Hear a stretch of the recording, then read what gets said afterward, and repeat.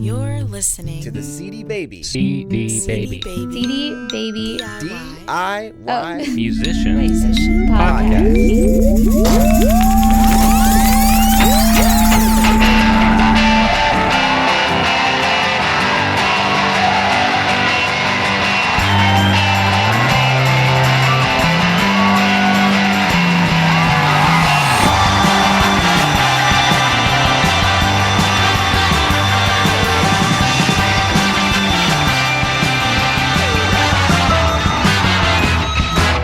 Hey there, and welcome to episode number 100 of the CD Baby DIY Musician Podcast. My name... Thank you, Chris.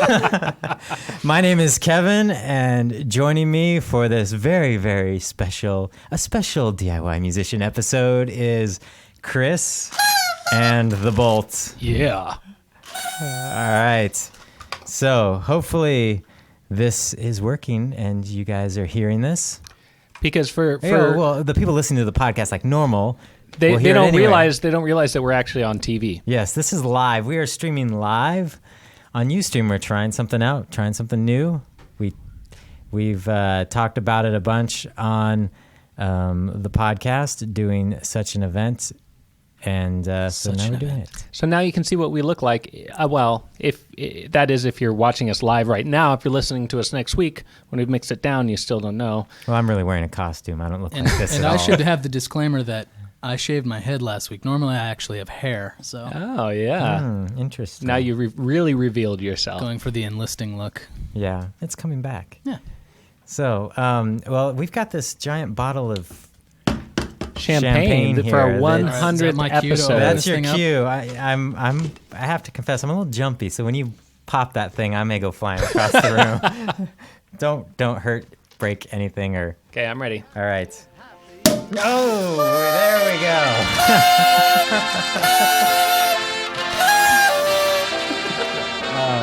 Oh, my computer's gonna be tough to clean up now. All right. In honor of the 100th episode, I contracted mono, and not the cool Phil Spector kind. Oh, no. But I do plan on making out with both of you. Yes. That'll be a good finale. That's how you go down with the 100th. This is kind of cool. Maybe we'll have to do this Ustream thing on a regular basis. Yeah, let us know if you like it. We'll post a copy of it for people who missed the actual shenanigans. Yeah, so as you can guess already that this episode's going to be a little bit different than normal.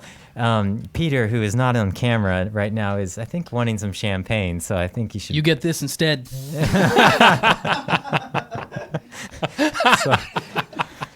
So yeah, this is not a normal episode. We normally don't have silly string and champagne, but we're going to do things a little different for this 100th episode. We're excited. Don't drink at work. Well, let's do a little cheers. Yeah, just all right. Peter wants some. 100. Yeah, there's 4. Okay. All right. I don't think that alcohol is on the mono prescribed diet. Oh, right. Doesn't alcohol kill germs? I'll just... Let's see all the cups in the center so that everyone on... All right. There, Ta-da! Peter, yeah, there, all right. I can't believe we made it to 100. 100 Yay. episodes. As my daughter would say, she goes, clink, clink. Clink.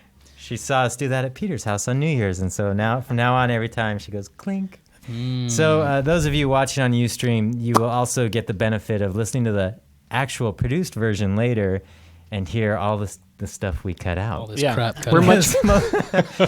It's about 30 minutes before we even get in a rhythm and start really recording. You get to hear all the outtakes, the stutters.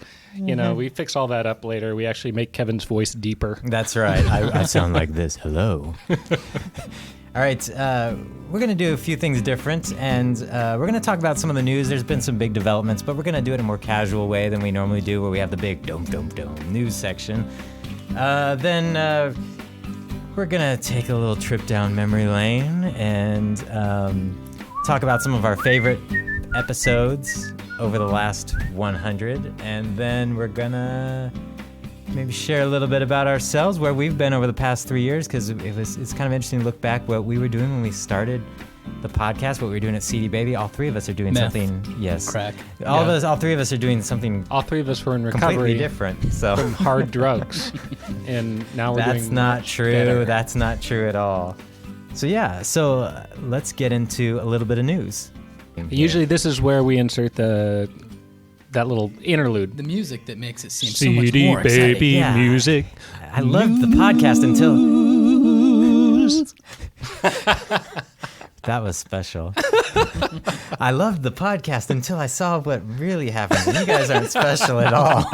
You guys don't mind if I take my shirt off, right? Yeah. So we've got some news items, and I think one of the biggest since we talked last was the release of Ping. Right. Ping. Apple's new social networking Yes. deal. And so, yeah, that's something completely new. And I have to say, it kind of launched with a thud. It did. Yeah. So in case you aren't familiar with what's been going on with iTunes, Apple launched iTunes 10. Its own social network was included in that launch. And apparently 5 people were allowed to be on that social network. Jack Johnson, Lady Gaga. I signed Yes, up to Jack it, but I Johnson. didn't really do anything more than that. I just kind of signed up. Anyone could sign up, but only a select few artists could be on there. But we do have some updates on that for you artists out there that are with CD Baby. They have been slowly issuing us some invites. And so we are trying to get that out to artists that really want to be on Ping as soon as possible. But when I say slow, I mean slow. So it's going to take a while. And there's some before- sort of approval process. Like, do you have to be good? I think Apple No determines comment. what's good and bad. No comment there. So anyway, so that we are working to get those out as quickly as possible. If you are somebody that's just absolutely dying to get on Ping, send us a few emails. Don't tell them I told you to do it. But Right. apparently, once Apple gets some things ironed out, they're going to issue us quite a bit each week. So what on Ping you can follow an artist and you can get updates and it's kind of like You can Facebook. follow other friends' listening habits. Okay, and that seems almost a little bit more useful for music connoisseurs to sort of see what other people are listening to and stuff. The one thing about iTunes is it's like a contained environment, so I feel like it's not quite as appealing as like Facebook or something. When they launched, at least, there was no Facebook integration. There was rumors that Steve Jobs didn't like the terms that Facebook offered, so... Right, privacy information and that Right. sort of deal. You started to mention there, Bolton, that it's a very difficult process. It's all done by hand. So it's not like something where we can issue all these, codes and then automatically connect people. It has to be, from what I hear at this point, it has to be done artist by artist to match up the albums, authenticate both sides. So the whole CD Baby catalog isn't going to be dumped into Ping anytime soon, as far as No, Correct. no, but it's going to speed up a lot, but just sit tight. So far, it's not like you're missing out on anything. Yeah. It's. I'd like to point out that it took 100 episodes for Kevin to hate something that Apple did. that is a momentous. But it's nice to situation. know that Yeah. even he is, I didn't say I hated it. able to critically think. I am able. I am able. Hey, I can't help that they make a lot of good things. That new iPod, I ordered it. It's on the way from China. I've been watching it as it dips into different ports on the way from China out to now. I landed in Alaska. I'm just, I'm excited about it. Yeah, that's another new addition is FaceTime and things like that to the iPod Touch, which I think is going to be very useful for artists. And I think also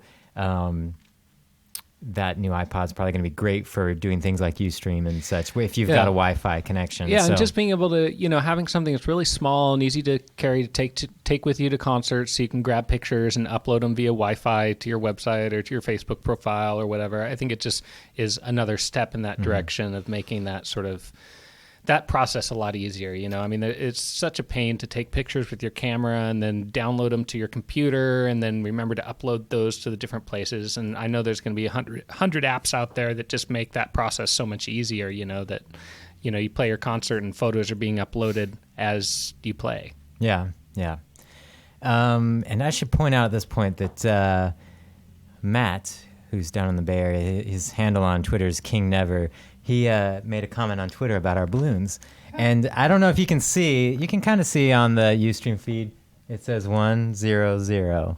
Oh yeah, So- he noticed that. I didn't notice For one, that. they could be digital balloons, just ones and zeros. Right. But, which is also significant, I think, for the CD Baby podcast. yeah, so there's 100. We tried to, be as festive as we could on a budget. This is all the festive we could muster. If you're curious about the decor behind us, wait till you see the rest of the building. It's really nice. This is really nice right here.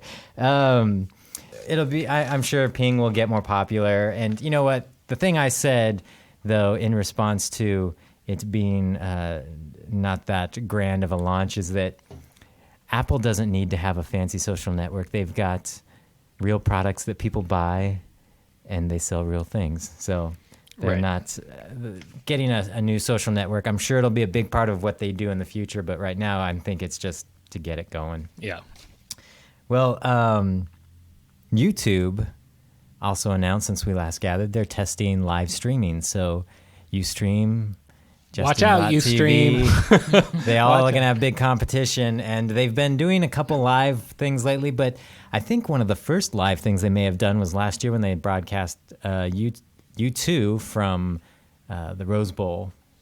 That was a live event that they did, and I think that might have been one of the first that they tried. I think they might have done a few things with the election, but so that's going to be coming. I hear that it's only going to be available for YouTube partners right off the bat, so I don't know if they're ever going to roll it out to just anybody.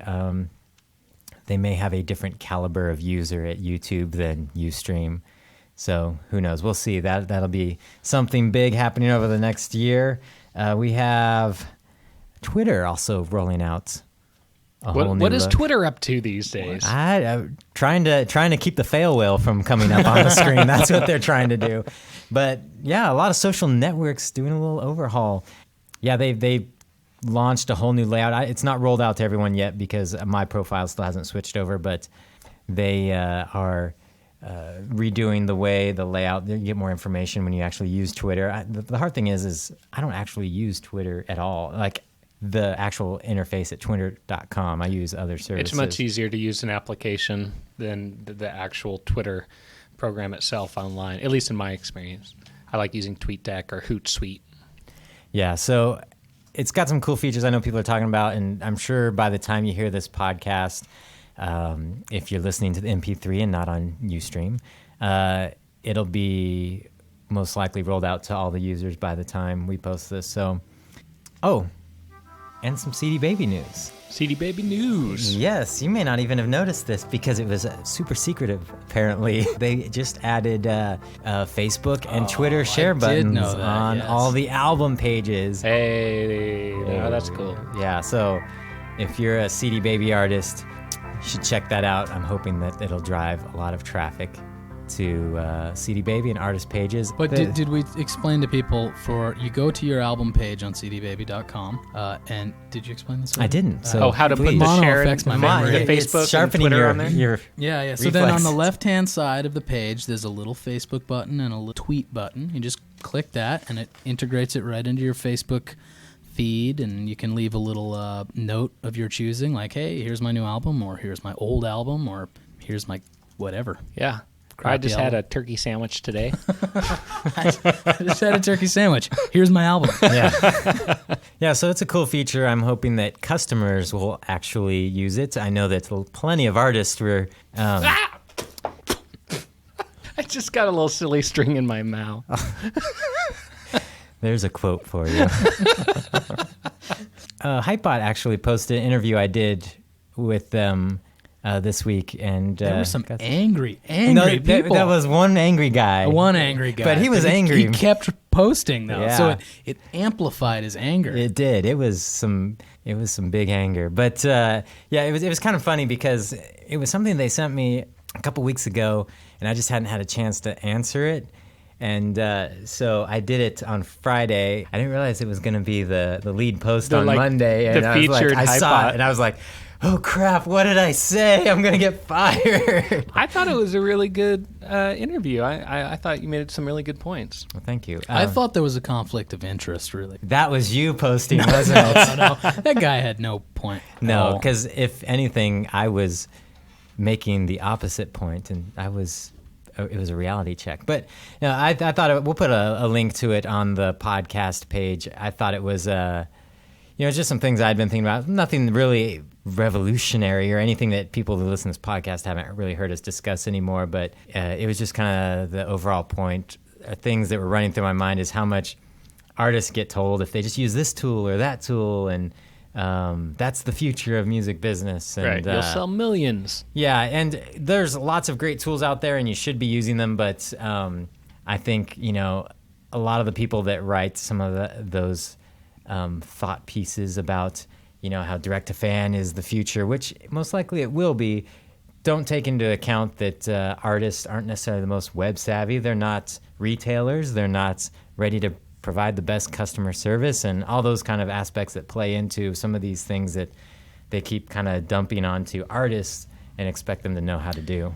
Which I think that this is the stretch that guy was making when he was saying the conflict of interest, which is where CD Baby comes in, because we provide all that stuff very well, and obviously we all hope that people sign up for CD Baby. Well, my point was we obviously want people to sign up for CD Baby, but that's not really why we even started the podcast or like offer advice. I mean, I think that thinking that there's a conspiracy behind trying to give artists our opinions. Yeah, I mean crazy. That's the thing. I mean, and we'll kind of get into it in the next segment. We're gonna rehash a little fond memories. Memories. We didn't start the podcast in order to be some sort of sales pitch for CD Baby. Right. And we think that it's been really authentic, the advice we give, done in such a way that makes people want to be a part of CD Baby even more because they trust us, and we're not selling them some sort of false hopes. We actually started this podcast thinking that we might get cut at any moment, and we actually named it the CD Baby DIY Musician Podcast because we thought that if management didn't like us doing it, we would just cut off the CD Baby and just make it our own DIY Musician Podcast. So if they weren't willing to put up with us doing it, we'd just do it on our own because it was something we thought was fun. And, this is the perfect transition into our next segment. Well, is this a good time for me to eat one of my Reese's Peanut Butter Cups? I'm going to eat this chocolate. This is a union break. We've actually had somebody asked on Ustream what happened to, they said, the girl that was on the podcast that played classical music. Jordan, yes. She is still alive and well. In fact, I was going to grab her and make her make a cameo appearance, but she must be on vacation today. She's not here. She hasn't shown up all day. Yeah, maybe she was scared. She's like to get mono. She's like what, lead project manager or something. She's moving up in the CD Baby world. Yeah, she's probably gonna be all of our bosses soon. I know. Actually, Jordan, we had her on the podcast because we really wanted to have a female in the mix, and she just ended up being too busy and not having time to show up for recordings and things. And I think she also had a drug problem. Yeah, but Chris or Bolton, do you have a drug problem? Because you keep talking about this. No. Anyway, yeah, so it ended up being something where, she wasn't able to join us for recordings, and so we just figured it was best to just move on and not count on her being in the mix. We were gonna, but I have convinced her to play at many of my gigs. That's right. She's a great flute player. Have been collaborating for a while. Yeah. We were going to talk a little bit about how some of the idea behind starting the podcast. I know people that have listened to all 100 episodes have heard us mention, but it was kind of interesting to kind of think about where we've been, where we came, and then we were going to move into talking about some of our top 5 episodes.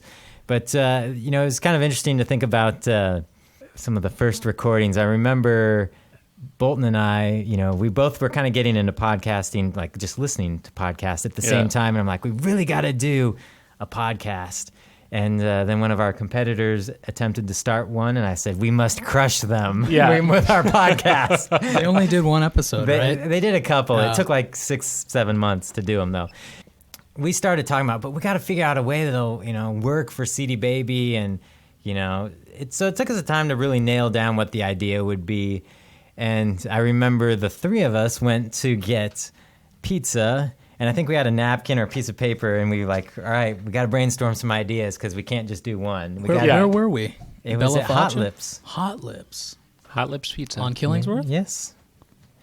I blocked it out. Mono is ruined me.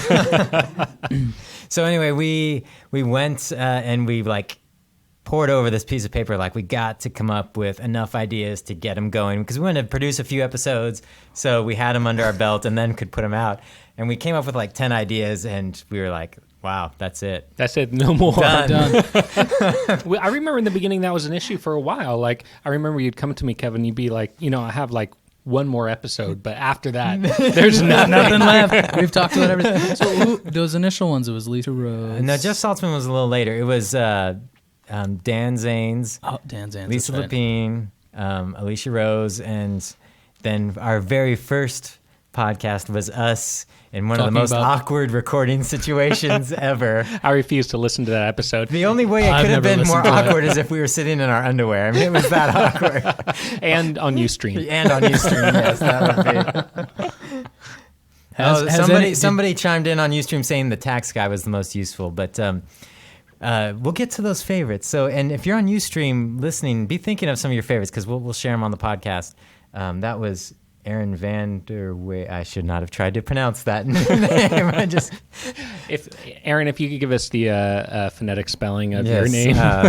But so anyway, I remember Bolton and I went to see Dan Zanes play live, and I think this was the very first interview we recorded. It wasn't the first episode, but it was the very first thing we did. I heard legend of this tale. Yes. It was fun. I mean, it was nerve-wracking. We went there like before the show, and if just in case you're wondering, Dan Zanes, he doesn't perform at 7 o'clock at night. Kids artists apparently perform early during the day, which was, so we went down early and we watched the whole show. Yeah, we watched the whole show. I recorded some live clips that I don't think we ever used.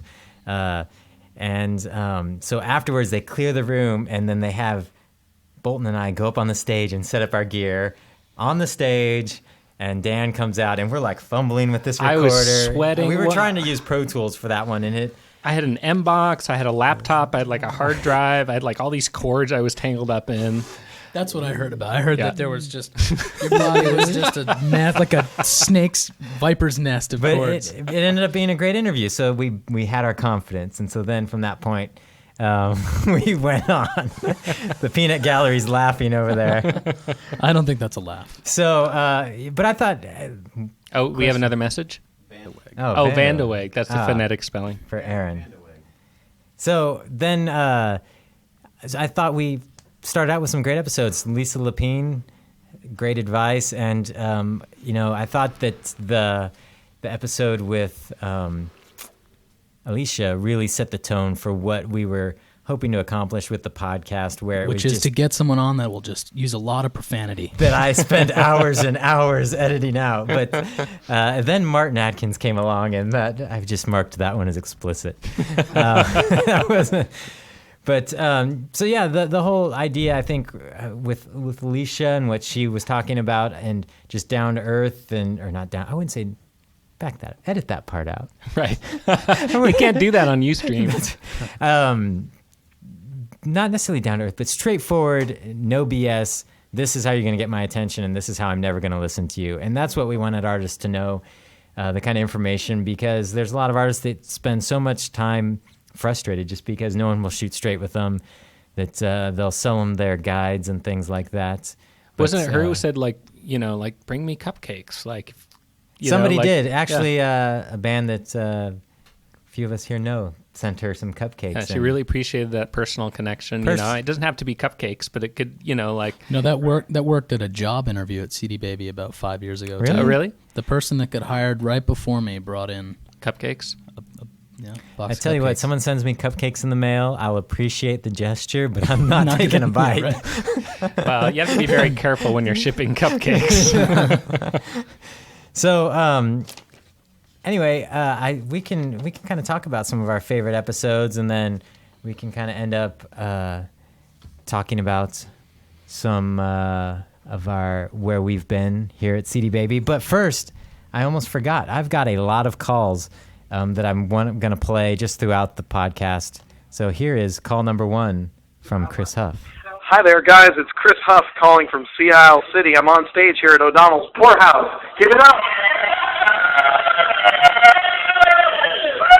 It's the last set of a 4-set night, so we're going to rock and roll here a little bit for you guys.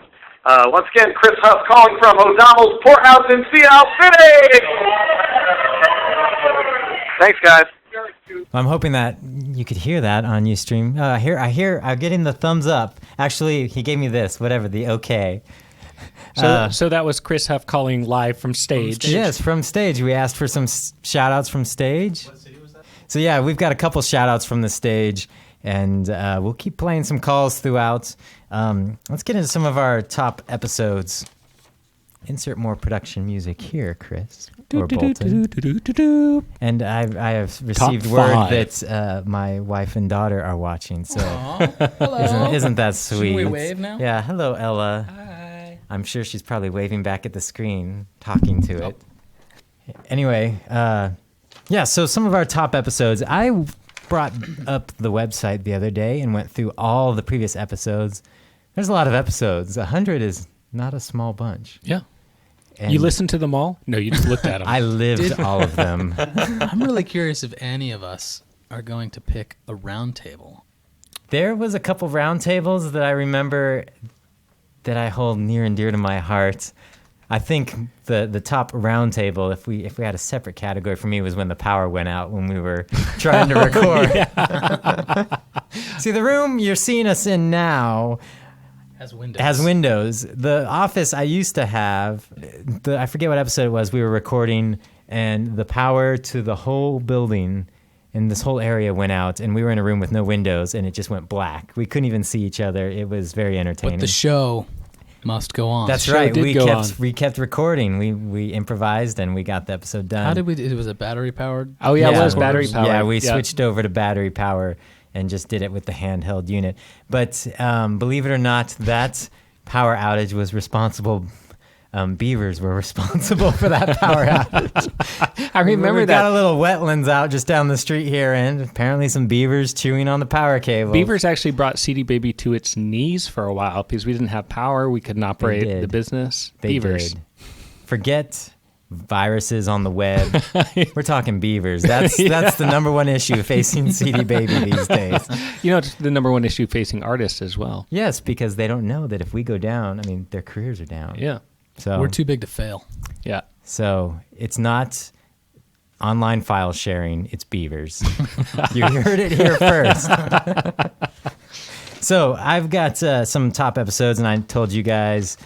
So we can each throw out one, and I've got mine in no particular order, but I'm going to start out with Pomplamoose was definitely a highlight. To cross that one off my list. That one was on your list too? Yep. I really like that one. There's just, looking back, there were so many great interviews and artists that we had the chance to talk to. And that was just one where it's like, these people hit on something special. And not only that, it was great advice that other artists could take and use. And a lot of, looking at my favorites are things, a bunch of them were artists that I thought were doing something really cool, but others could really learn from and do as well. And that was episode 96. I actually, I just added an archives feature to the cdbabypodcast.com site. I like it. Cool. So if you want to go back and look at our episodes, you can. Yeah, it's a really cool archive. It scrolls by month. It's a little picture. Just a picture from each one. So what do you got there? For my favorite? Yes. I'm going to throw out the big guns first and mention an episode that never aired. Really? Oh. My favorite was when we were in your office and I had my artist consulting meeting with, what's his name? Tom Simonson. Yes. With a guy who manages David Wilcox. And did he used to manage Fastball? Yes. Anyways, I sat in Kevin's office and talked to him for about an hour and a half, and he did an artist consulting meeting with me, and it was being recorded. And the reason we didn't use it, this is why it's my favorite episode, is because he basically looked at me and said, "You're great. You're great. You're doing everything right. You're a genius. You pretty much can improve nothing. Not too far off from the truth, but I don't remember him saying genius, but Just slip that one in there. but So it wasn't the quite. mono might be affecting your memory a little bit, but It wasn't as valuable for our artists and listeners because clearly well, Right. I had nothing I could improve upon. yeah, it was. There's some other elements to that we did interview him already, Right. and it's really we've discovered over the years it's really hard to do a second interview. We've done them a couple times, but sometimes we've recorded a few that I don't think have ever aired, and it's hard for them to really hit fresh. But that interview also went on for it went close to 2 hours. 2 hours of "You're great, Chris. And so it sat there. You are so great." It sat there, I me think I thinking wanna I would have maybe to edit see all this guy. this. And I'm use some pretty of that. sure that it was one of the episodes, the lost archive, that got stolen when my hard your drive car? was stolen. Yes. Oh, right. We had a request for back here in the back. The gentleman in the back with headphones asked when our first episode was. It was May of 2007. Yes. So it's been over 3 years. I did pick a Roundtable episode, and that episode is called "Bolton Gets His Own Theme Song." Now we're continuing the selfish. I'm picking up on a theme here with you guys.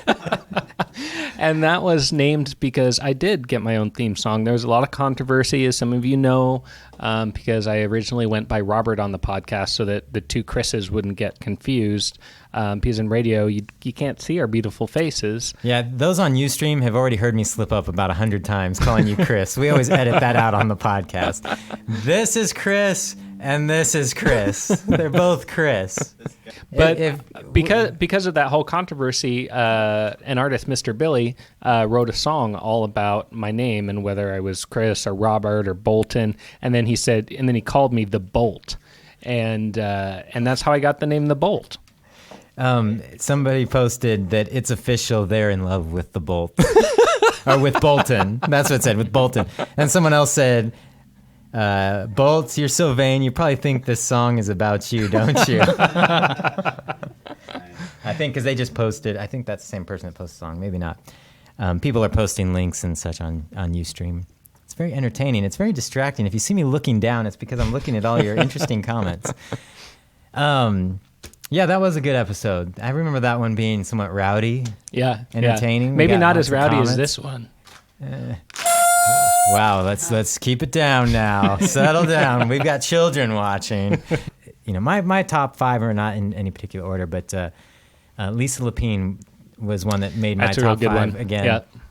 I think it was the first interview we aired, but it was one of my favorites still, just because what she said I thought was very different from what a lot of artists hear over and over again, but where she was talking about developing your story as an artist and that really helping you define who you are and figure out how to promote yourself. Because so many artists, they know, I need to be on the web, I need to do these things, I need to get out and promote, but they really don't have a story developed about themselves. And so what they're saying is just buy my album, and it doesn't resonate with people. And so when you find that story and develop it, it starts to resonate with people. And right now, Bolton, your story has a little bit of silly string hanging out of your mouth. I wasn't going to mention this earlier, but I just figured I'd say it just in case something happened to me during the course of the recording. There was some silly string in my champagne, and I drank it. Oh, okay. Lisa Lapine was going to be my second pick, Okay. too, and I'm going to just keep it that way and add to what you said. The thing I liked most about her interview was that she had a really good way of saying, find the thing, you don't have to be a faker, you don't have to be putting anything on, just find the thing that's both authentic and true about yourself, but also unique. Define it and then magnify it, and then that will become your persona. Like, you don't have to go say, oh, I want to be like Ziggy Stardust, or I want to be whatever, right. Some guy dressed in a bear suit. I just have to be what's unique and true about myself, but then just blow it up. And I thought that was really valuable advice. It is. And it's just reminding me how much telling your story. I mean, I know we spend a number of episodes talking about that, but I feel like you can't mention it enough, how important telling a story is when you're creating as a band, as a musician, because your fans are going to be like, they need to describe you. They need to explain to their friends. And if they can't, if there's no story there, if there's no way of saying anything besides this band was cool, then it's not going to stick. Indeed. Agreed. Indeed. Somebody, Short Cinema on Ustream said that they forward that episode just about everyone they know. Oh, that's nice. So, because as long as we're tooting our own horns, another one that I picked that is not often mentioned episode was episode 21, which was an interview that I actually did with David Harrington of Kronos Quartet. All right. And I thought that was really cool. It was really cool because he was so passionate about music, so passionate about collaborating and, discovering something that was new and unique, and just how music was an adventure. And, it wasn't so much about like how to make it as an artist, but it was more just sort of exploring the passion of an artist's career. And I was really tickled to be able to interview him because it's a Kronos Quartet. Right. And it was so not pretentious at all. Yeah. It's like really joyous and generous. I forgot to play this after you brought up your theme song. Well, that theme song was written and recorded by Mr. Billy, who's been a longtime listener of the podcast, and he called in with a shout-out from stage. So let's check that out now. Okay. Hey, CD Baby guys, this is Mr. Billy. And a lot of you guys might not know, but besides making awesome kids music, I also play in an 80s tribute band called M80, and we're at a live gig right now in Menominee, Michigan. There's a big festival going on. We got a lot of people here. First of all, the count of three, everybody scream, make some noise for me. And what we'd like to do right now is wish you a happy birthday, happy 100 episodes of the CD Baby podcast. We're calling it a birthday, 100 episodes. So on the count of three, everyone's going to shout out happy birthday, CD Baby, for 100 episodes. Or should we say happy 100 episodes? That's what we should say, isn't it? Okay. So we're going to say happy 100 episodes CD Baby podcast. That's a lot to remember when you're drinking. Here we go. Ready? On the count of three. 1, 2, 3.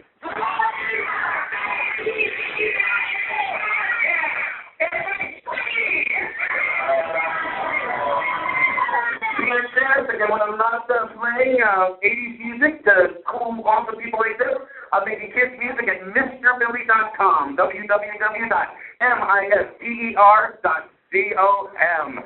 Thanks a lot. Everybody's a good morning.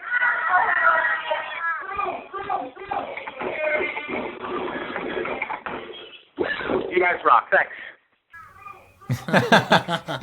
I love the line. That's a lot to remember when you've been drinking. So that was Mr. Billy shouting out from stage, getting everyone to say thank you and happy 100. Was that an audience of children that were drinking? Well, no, he's in a cover band as well. Okay. He explained that at the beginning. It was. I'm not sure how well that translated for the Ustream audience, but if you listen to the final, podcast of this, you'll be able to hear that call much better. But so I don't believe children were drinking. And there's been a request to keep the balloon in the air. So, should I get to another call? Sure. Yeah. All right. We've got another shout out here from somebody who we've interviewed on the podcast.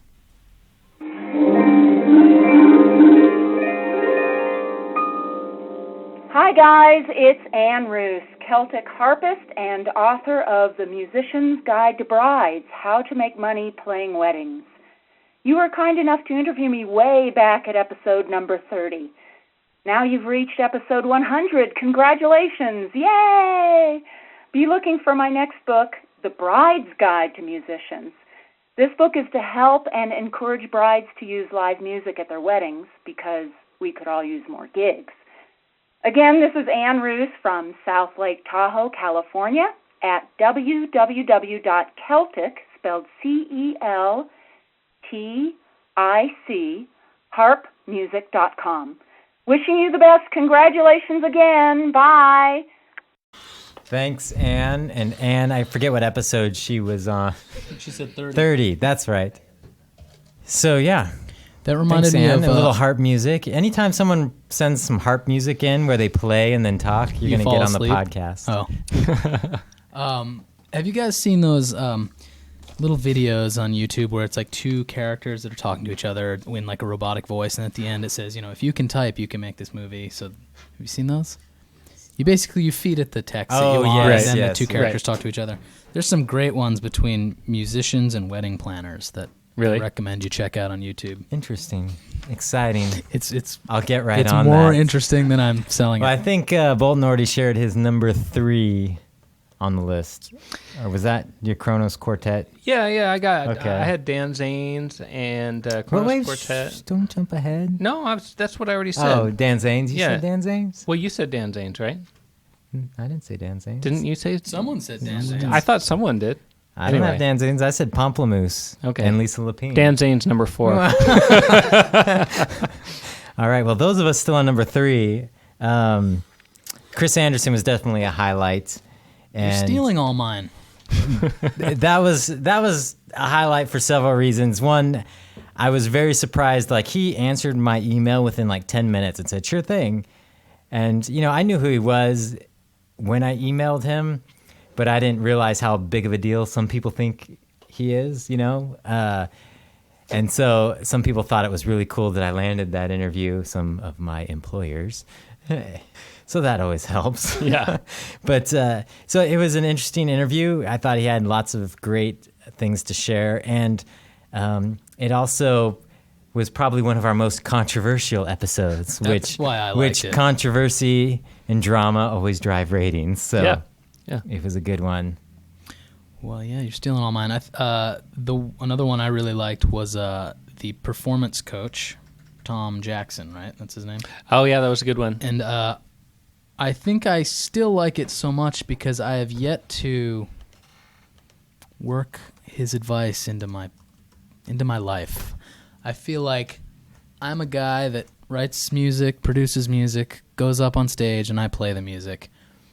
But there's never been a whole lot of effort into like sculpting a show. I put thought into the set list and the momentum of the music, but Yeah. not like left foot now, Right. back Yeah. elbow now, like none of the choreography. I'm or- trying most of the time just to remember my own lyrics when I perform. So Right. trying to move my feet around and stuff is that's a whole nother level. And like stage banter for me is like, it's if I feel comfortable, it's usually like kind of sarcastic and fine. If I'm uncomfortable, it's just like Yeah. awkward. I'd rather not say anything. That one was on my list as well. So now you stole one from Okay, me. good. We're even. Which I should mention at this point, Tom, he was one of the ones where I said on a couple past episodes that we were going to interview him again, send some questions. And we've tried several times to connect. One time he was driving and the phone kept cutting out. He was on a long drive. And there was another time where he was really sick. So we're probably going to... I thought you were going to say Is it drunk. really drunk? He was just so drunk. I'm like, Tom, now listen. No, he was really sick, and it just wasn't going to happen. And I happened to be sick that day as well, so I was just like, yeah, let's postpone this. But Tom has given us a $20 off one of his videos. I'll put the link to that page where you can get that. It's for CD Baby artists. I mean, any artist can get it, but he did it through CD Baby. We'll put the link on the podcast website at cdbabypodcast.com with the show notes for this episode. And you can get $20 off one of his first videos. So yeah, we'll put that link on the podcast website where you can get $20 off one of like his first core videos that I would highly recommend getting. As I've mentioned many times, when I was in Small Town Poets, we worked with Tom. And it was a time where we had a 25-minute set on an opening slot on a pretty big tour, and you're thinking, what can you do with 25 minutes? And he really helped us shape it into something special where we would have just gone up there and played the songs. Or they would have been fine, but it would have just been real flat for 25 minutes, where he really helped us still get those moments in there, even though we just had 25 minutes. So yeah, I'll put that link on the podcast site, and you can get one of his videos for $20 off. And so cool. Do we have any more favorite episodes? Yes, I've got 2 runners-up tied for 5th. Mm-hmm. One was the interview with David Nevue, which I thought was another one of those where an artist was doing something that lots of people could learn from, and he's been kind of a pioneer of selling direct to fan. He could have been the guy to create CD Baby if he had had the desire to, because he was selling direct to people off the web before CD Baby even existed. And so I really like that interview. There's a lot of cool things in there. And then I had Matthew Ebel on here because that Ustream one I thought was great. It's still the most downloaded episode. Oh. Wow. So Matthew Ebel, there you go. Ustream. But yeah, that episode I thought was great because one of the things I've always tried to do with this podcast is when there's a situation like using Ustream where there's a technical aspect that's kind of a barrier for a lot of artists, is to really get down to the nuts and bolts. And the nuts and the bolt. Someone's commenting about your leg moving constantly. That's why his other nickname is Nervous, right? Yeah, his email address Nerves. Well, your band is Nervous in My the band Kid. is Nervous in the Kid. And your email address has Nervous in it. I won't give your email address out. Thank you. I wonder what my nervous tick is, if anyone out there is picking up on it. I know I do this a lot. You are short.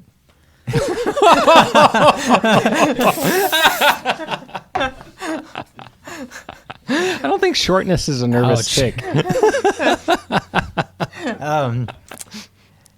What were we talking? We were talking about Ustream. I could say the funny thing is so there was some people that were on quite early for this podcast, and hanging out on the Ustream channel, waiting for us to start broadcasting. And so they saw us testing a lot of things, loitering. And I was about ready to put on that podcast with Matthew to even hear what he said, how he set things up, because it's challenging. There's some technical aspects, but once you get past those, it's pretty cool. I mean, it's really fun to, we're not pros at it because this is our first time, but it's fun to see people interacting in the chat room, be able to talk to people live, because, the bummer of doing a podcast is a lot of times we'll record this and some of the interaction is what we're missing.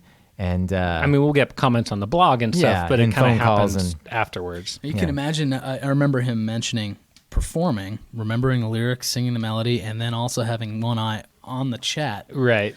I would be completely lost, but he seems to have definitely gotten the hang of it and is an old pro at that. So, it's definitely a good episode that I think is one of my top episodes.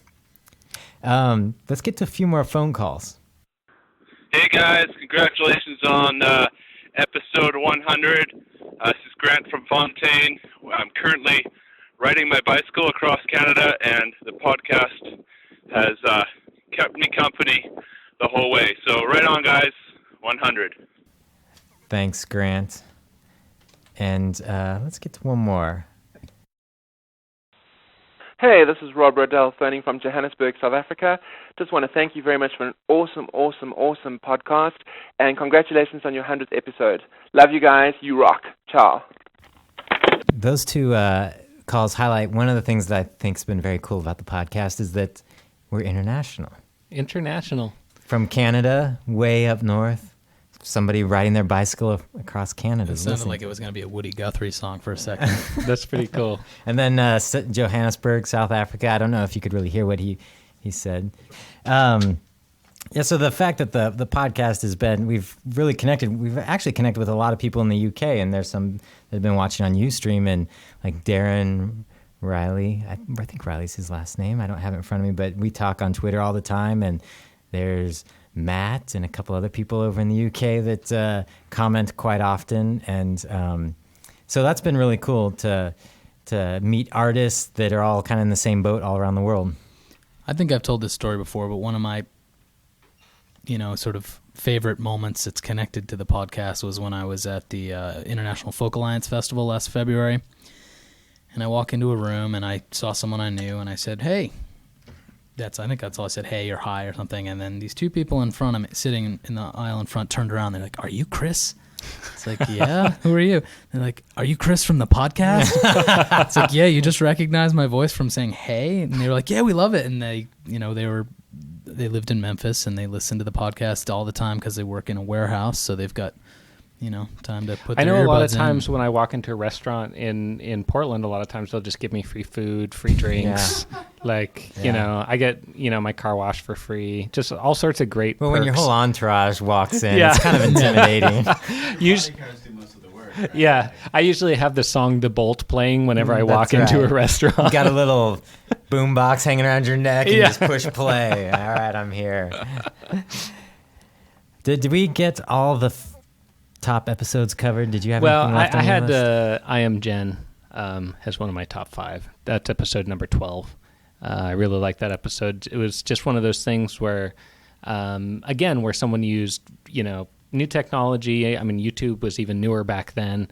And she, had this great symbiotic relationship between her YouTube video that she created and her music, which she was selling. And it worked out really well for her. It was kind of a really neat success story that was inspiring.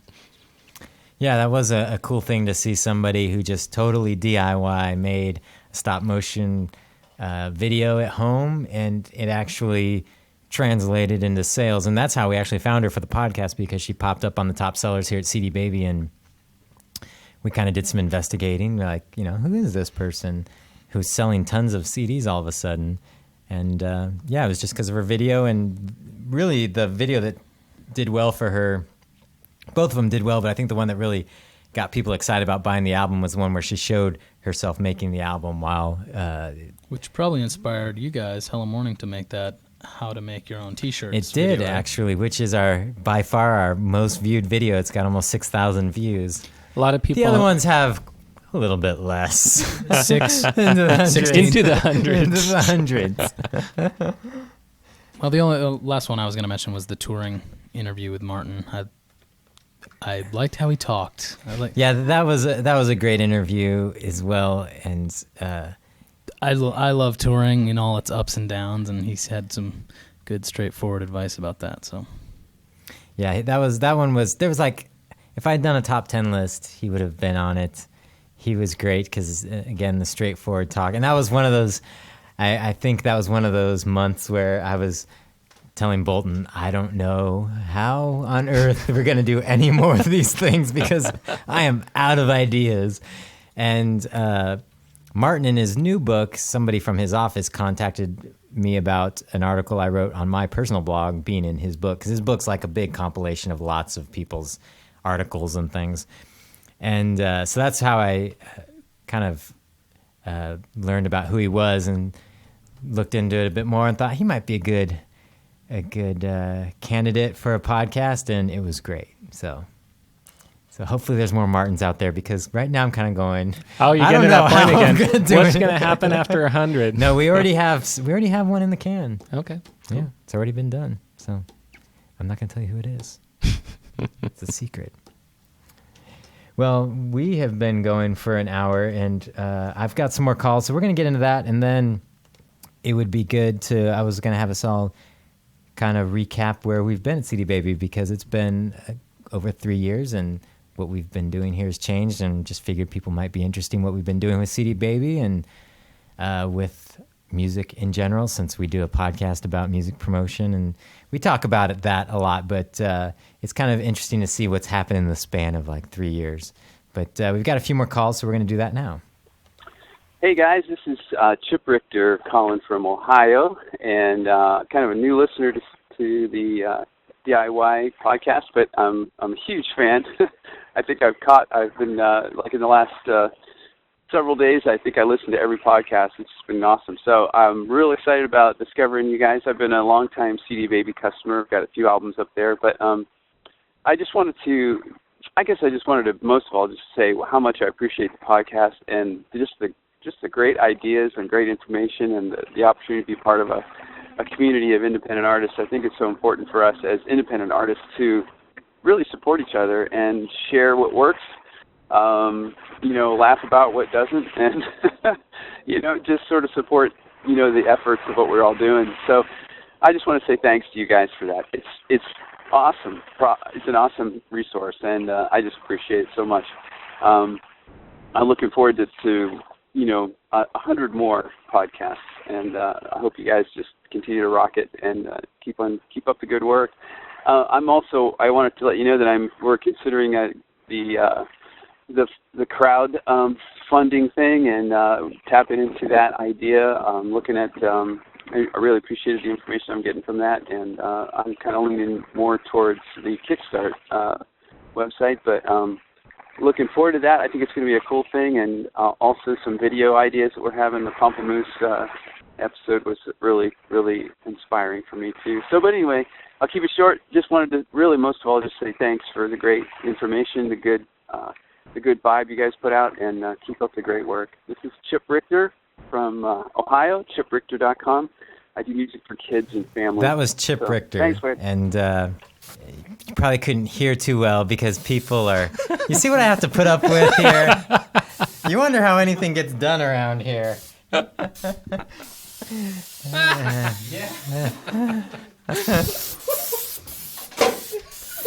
right. Oh. Let's reel it in and get this thing going so we This can... stuff tastes awful. All right, we've got a couple more calls. I want to get to because people were kind enough to call in. Hello, this is Christopher North calling from Brooklyn. ChristopherNorth.com, 8 albums. Just released my 8th album on CD Baby / iTunes, and got 3 more in the can coming out this year. I want to say congratulations on the 100th episode. I've listened to every single one and turned many a student, including one student who's released an album on CD Baby, as well as many other musician friends to the podcast.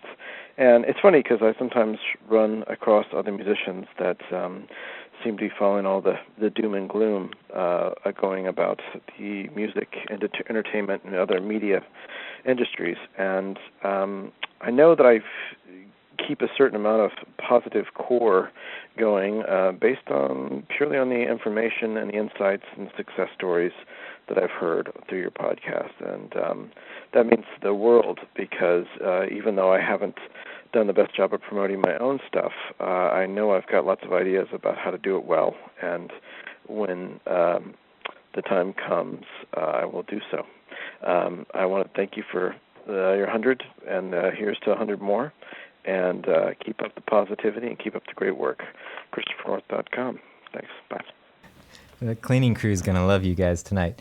So we've got one last call, and this one actually came in today, so we appreciate that. Hey, Kevin, Chris, and Bolton. My name is Marco, M-A-R-K-O. I live in Southern Oregon, Ashland, Oregon to be exact, and longtime podcast fan and listener. I think I've listened to every single episode of yours at least 2 or 3 times. I celebrate the entire catalog, most definitely, and it's a great thing you guys are doing for musicians and for music in general. You know, I love all the interviews and the roundtables. I think you guys should do more roundtables because I could just listen to those all day. And all the real specific information is amazing, but just I think kind of the idea and the way you guys approach music, that's really helpful just to get that vibe and to move forward. You guys have helped me move forward with my music a lot. You know, being here in Oregon, we're in Ashland, about right in the middle of the I-5 corridor, so I'm an I-5 warrior for sure. And my favorite thing to do while I'm on tour, listen to the CD Baby podcast. It makes the drive go by real nice and fast. So thanks a lot, you guys. Congratulations on the 100th episode, and I look forward to the next 100. Take care. Cool. That was really nice. Thanks, Marco. We don't get many calls from the Oregon area. Oregon, I know. I don't know why. How could they not know we're here? I know. It's amazing. But, thank you for those calls. It's been really cool to interact with everybody. And especially, over the years, we've gotten to know a few people, and it's been fun. And we appreciate the calls. You can always call in our listener line at 206-426-5683. Well, we appreciate the calls, and like I said, and before we close out the show, I thought it'd be cool for you give you guys an update about what we're doing here individually at CD Baby. Like I said before, that when we started, all of us were basically just schlubs over answering the phones. Customer service. We were all 3 of us were all in customer service at the same time. Which means we're spending all day talking to artists who don't know how to copy and paste, things like that. That was my favorite thing in customer service, teaching this one guy how to copy and paste. And when he saw it work on his computer, he lost it. He thought I was like the savior I still or something. do a lot of tech support over at Host Baby, so I still do that. I still teach people how to cut, copy, and paste. So why don't you've moved on over to Host Baby? Yeah, I started at CD Baby, and I loved all the wonderful things I learned there, and but was curious about Host Baby, and so I learned some HTML chops and I learned some CSS, and I got a tech support job over there, and now I'm sort of moving into doing marketing for HostBaby, which is really exciting, fun, especially since we talk so much about marketing techniques on the podcast, and I think a lot about it. It's also something I can bring to the table when we're talking here about music and stuff like that, is the stuff that I'm learning over there. So it's really cool. I never thought of myself as much of a techie as I may have become over the last few years. I mean, I'm still a noob, as techies call new techies, but yeah, I'm learning a lot, and it's fun. Yeah, it's been cool because now for a while when you were in customer service, we were working pretty closely together, and then when you went over to HostBaby, we didn't see much. You drifted away. You left us. But I'm coming back into the fold. But now you and I are meeting all the time about marketing stuff. So yeah, I mean, like Bolton mentioned, I started here answering the phone, answering email, artists that had issues, and starting this podcast was sort of a way for us to just keep our sanity. Yeah, and I mean, it became so obvious of how much information there was out there that artists were searching for, I mean, and that's what they're calling, HostBaby or CD Baby every day, just being like, how do I do this? I don't, I know what I want. I see what other artists are doing out there, but like, how do I get there, and where do I start, Yeah. Yeah, so the podcast, like, we said, we were sitting around and thinking, how can we get more information out to artists that we're not giving, where they can listen to it, wrestle with it, and kind of put use in their career, because we get calls here all the time, and we just don't have the time to spend, the hour that we'd like to helping someone out, setting up some promotional campaigns or brainstorming ideas. So that's why we came up with the podcast. But then for me, after a while doing that, answering phones and emails, I started a licensing department for CD Baby. I begged and pleaded with them, because we'd get requests all the time. People would call us wanting us to license music. And so I thought it was a natural fit. And I started doing that, and it seemed to be going well. Had some decent success. Got some placements on NBC shows, some other primetime shows. I had a placement in Marley and Me, and a bunch of other things. And but then we got bought, and we decided that licensing for CD Baby was not something that they wanted to continue. So I moved into the marketing department, which didn't exist before that time. So when CD Baby was bought by disc makers, they created a marketing department, and myself and all of the music editors they all moved us into the marketing department, and that's where we've been. And now I'm kind of the taskmaster here in Portland for the marketing department. As for me, I always like to tell my story of my job interview here, which was... I was going to ask if you would tell that story, actually. 5 years ago, I worked at a bank, and I had met and kind of got to know what was Jamie at the time? COO? Something? Yeah, something, I don't know. His business card said ambassador, so whatever that means. But they had fancy business cards back then. I remember one guy had one that said conduit. Scott Lewis said conduit. Anyways, I begged him every time I saw him. Anything open to CD Baby? Anything? Finally, after begging him for 2 or 3 years at the bank, he was like, yeah, actually something just opened in customer service. Why don't you come over for an interview? So I showed up, and this was during the Derek days, and came in, and this guy Jamie and the vice president at the time sat me down, and they said, do you see that guitar in the corner of the room? I said, yes. They said, that's Derek's guitar. And I was like, okay, great. It's purple and has stickers on it. They said, do you know how to play Smoke on the Water? I said, you sure? Play it. So I got it. I got the guitar, and I dan. Then they looked at me with smiles, and they're like, do you think you'd like it here? I was like, yeah, sure. And they're like, all right, show up, come back tomorrow. That's how I was hired. The girl before me that got hired, cupcakes. So all those how to land a job with a good interview books, they didn't do anything. It did take 2 or 3 years of begging at my previous job at the bank every time I saw this guy to get the job. But anyway, so I worked in customer service for a while, and then I was supervising the customer service department, and then I moved to the editor position, which is the people that listen to all the music here, and writing reviews and picking out content to feature in newsletters and such. Then that kind of slowly morphed into the marketing thing, and in marketing and writing a lot of copy for the website and emails. Yeah, so a lot of the copy you see on the website, Chris wrote. So if you have a problem with it, talk to him. Yeah. I should say it starts with me and then gets sort of filtered. But we've gotten better. Yeah. Now we just do stuff and say, hey, we did this, and we ask for forgiveness later. Now, before all the Portlanders start learning how to play Smoke on the Water, we have a slightly different interview process nowadays. Yeah, it's a little more standardized. Now there's typing tests and background checks. None of us would have been hired originally. If they...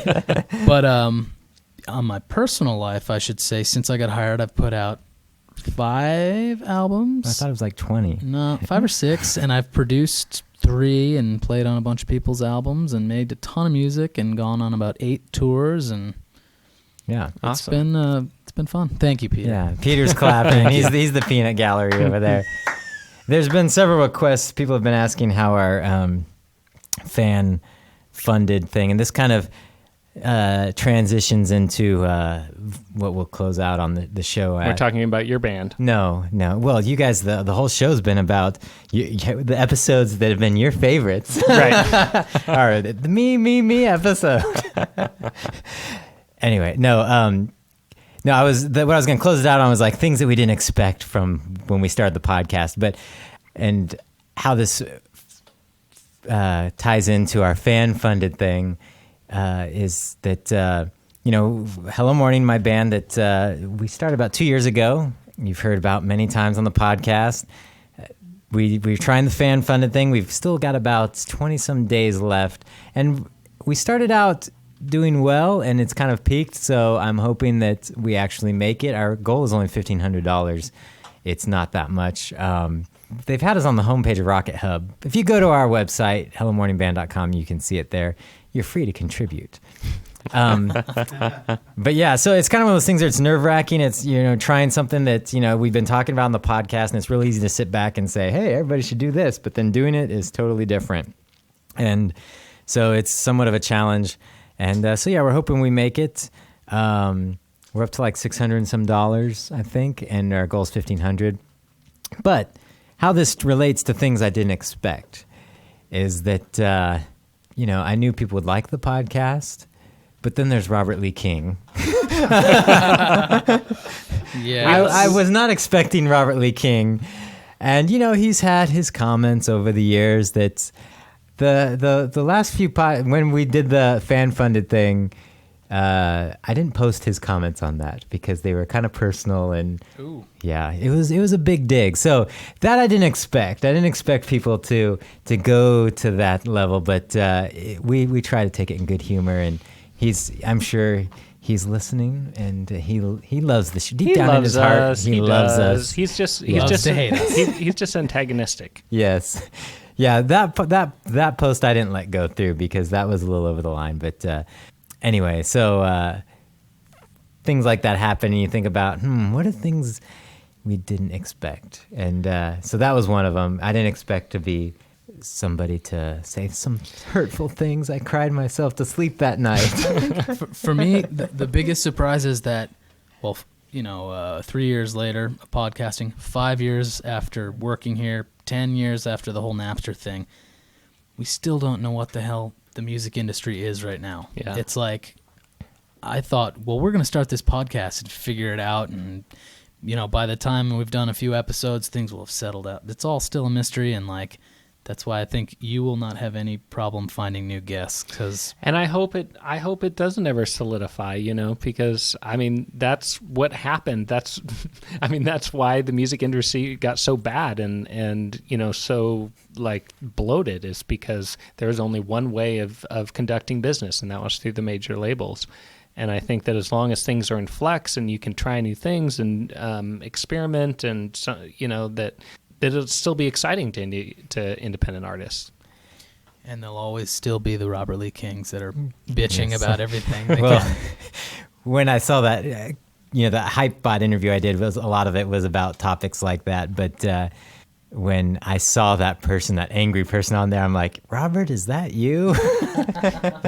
Had a similar tone, but I'm sure we've said this 100 times, but making a living by your art has always been hard for everybody throughout the history of time. Right. You know, it's really hard, and you know, it's not like there was this heyday where you just, you know, everyone was making money. Where everyone was making money, you just put out a record and became famous, you know? Like, no, like, it's almost impossible, you know?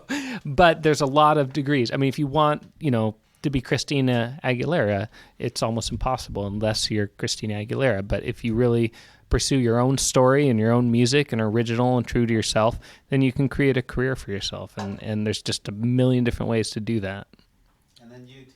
But we'll close this out, and just want to say that we've been very appreciative of all you that have supported the podcast and been listening. It's been great to hear everyone say that, you know, they go back and listen starting episode 1 and listen all the way through. And that's the main reason we've left all the episodes up, because, you know, some podcast feeds, they'll just limit to the last 10 or whatever. But we've been trying to keep all of them available through the iTunes directory, because that's where most people are finding it. And we're very appreciative, and we do appreciate your support and using CD Baby to distribute your music. It helps us carve out some time to do this when all of us have, you know, as we talked about, our roles have shifted over the years, and all of us have become a lot busier with our roles here at CD Baby. And so we really appreciate that, your support and chiming in, and we love hearing from you. Even if I don't get back to you with a response to your email right away, we love getting your emails and hearing what's going on in your career and in your town. And I think that's one of the reasons why we're still doing it. You know, I think that it was once we introduced the phone line and we really started getting a lot of responses from people, I feel like is when the CD Baby podcast to me felt like something solid. Yeah, it was exciting, you know, because we're actually hearing from our audience. I mean, it's kind of awesome that we have people, you know, commenting on Ustream right now, like because you guys, our listeners, are as important to this as anybody else. And it's really weird, you know, doing a podcast, because, you know, literally like episode 1, we turned on some mics in a room staring at a white wall. Like we said, it was the most awkward recording situation ever. And you're talking to really no one, because no one's heard the podcast yet. We feel like we're talking to you, even though when we're talking to you, you're not necessarily hearing us live, today being the exception. But it's been really cool to have that interaction and really feel like we're talking to somebody and have a reason to keep doing the show. And we will post the Ustream video so people can watch it, right? Because if someone has a lot of free time on their hands to watch this again, we will post this Ustream video. But yes, we will. And I have band practice 1 minute ago. Uh-oh. Check out the show notes. We'll have some links there to that Hypebot article, to that Tom Jackson deal, and anything else we want to put up there. Maybe this Ustream broadcast. And these guys are ready to toot their horns again. If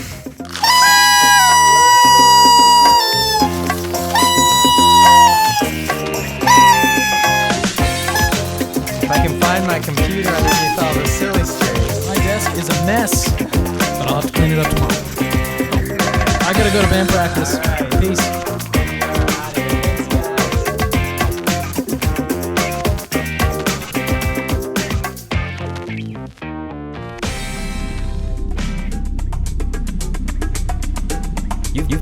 You've been listening to the CD Baby DIY Musician Podcast, broadcasting from Portland, Oregon, USA.